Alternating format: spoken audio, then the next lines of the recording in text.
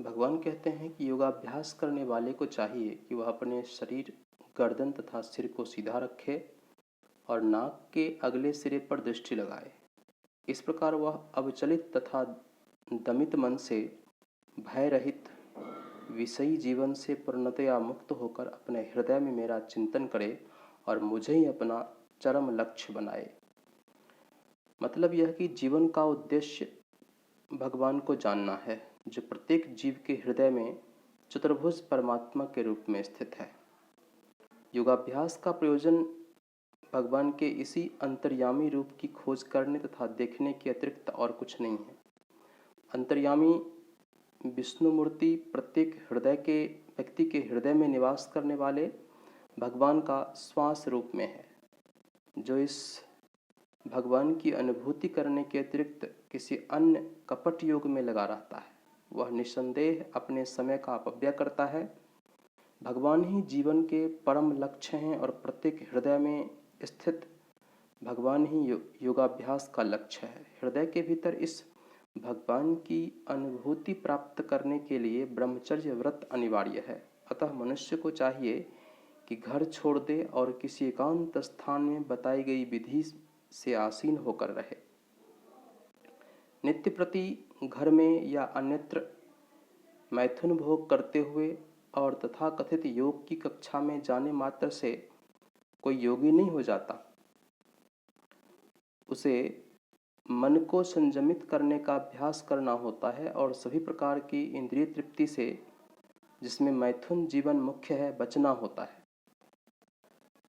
महान ऋषि ने बताया है कि सभी कालों में, सभी अवस्थाओं में तथा सभी स्थानों में मनसा वाचा कर्मणा मैथुन भोग से पूर्णतया दूर रहने में सहायता करना ही ब्रह्मचर्य व्रत का लक्ष्य है।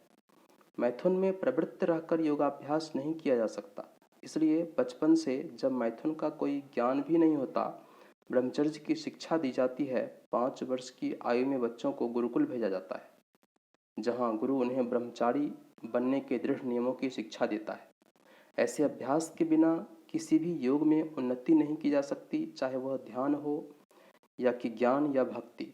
किंतु जो व्यक्ति विवाहित जीवन के विधि विधानों का पालन करता है और अपनी ही पत्नी से मैथुन संबंध रखता है, वह भी ब्रह्मचारी कहलाता है। ऐसे संयमशील गृहस्थ ब्रह्मचारी को भक्ति संप्रदाय में स्वीकार किया जा सकता है, किंतु ज्ञान तथा ध्यान संप्रदाय वाले ऐसे गृहस्थ ब्रह्मचारी को भी प्रवेश नहीं देते। उनके लिए पूर्ण ब्रह्मचर्य अनिवार्य है।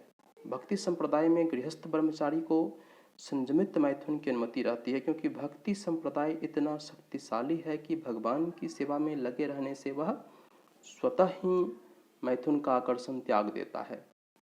गीता में कहा गया है कि जहाँ अन्यों को विषय भोग से दूर रहने के लिए बाध्य किया जाता है, वहीं भगवत भक्त भगवद रस स्वादन के कारण इंद्रिय तृप्ति से स्वतः विरक्त हो जाता है।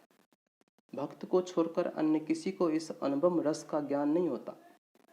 विगत भी पूर्ण भगवान के आविर्भूत हुए बिना मनुष्य निर्भय नहीं होता। बद्ध जीव अपनी विकृत स्मृति अथवा कृष्ण के साथ अपने शाश्वत संबंध की विस्मृति के कारण भयभीत रहता है। भागवत का कथन है, भयम द्वितीयाभिनिवेशतः स्याद